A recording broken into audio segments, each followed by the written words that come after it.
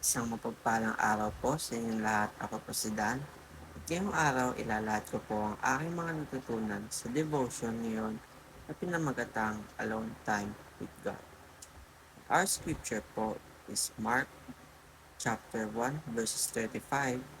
Jesus prays in a solitary place.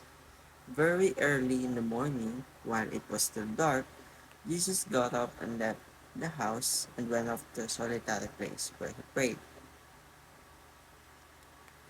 Meron po itong tatlong katuruan according to the teachings of Pastor Russell. First of it is Jesus is the most intimate with God.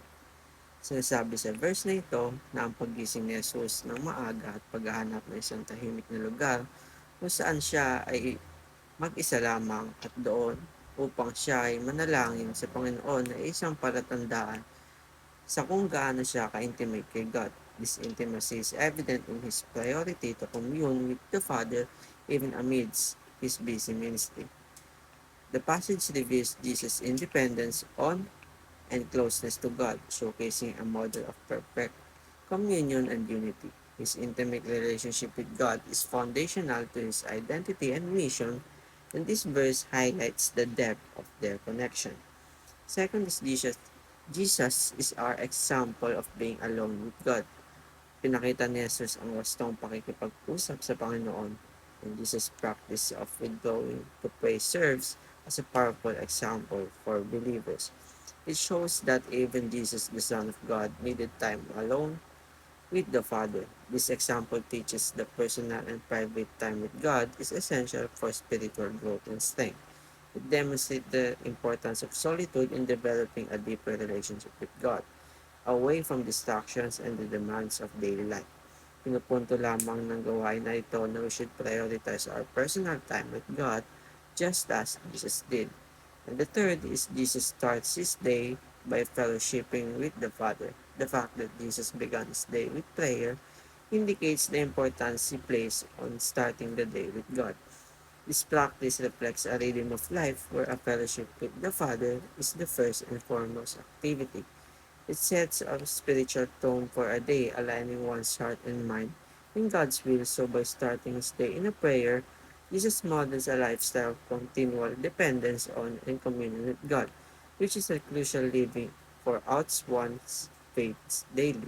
Para naman po sa application, solidify a habit of solitude. Katulad nga ng pinakita ni Jesus sa kung paano siya manalangin sa Ama, ay ito magsisilbing gabay natin sa kung paano natin ito gagawin. Sinasabi lang na dapat ito ang ating maging halimbawa at gawin kapag may kipag-usap sa Ama, na dapat lang na maging habit din natin. This involves intentional setting aside time to be alone with God, away from distractions and interruptions, such as a habit in cultivating a deeper, more focused relationship with God.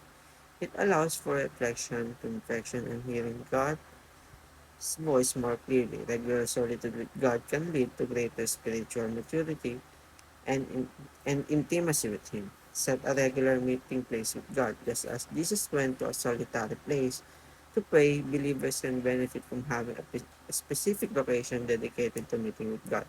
Halimbawa na lang po yung tahimik na kwarto o lugar o kahit saang sulok na kung saan na hindi ka madidistorbo. Also, having a regular meeting place helps create a sacred space for encountering God, making it easier to focus and be consistent in one's prayer life.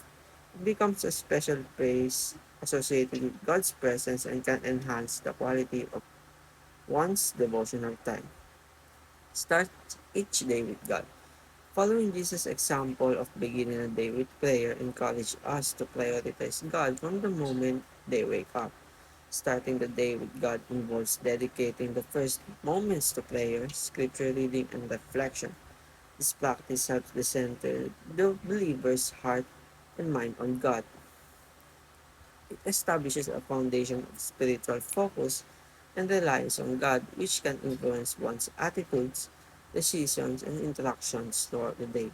And to sum up po, this verse particularly illustrates Jesus' intimate relationship with God, his example of seeking solitude for prayer, and his practice of starting the day with the Father.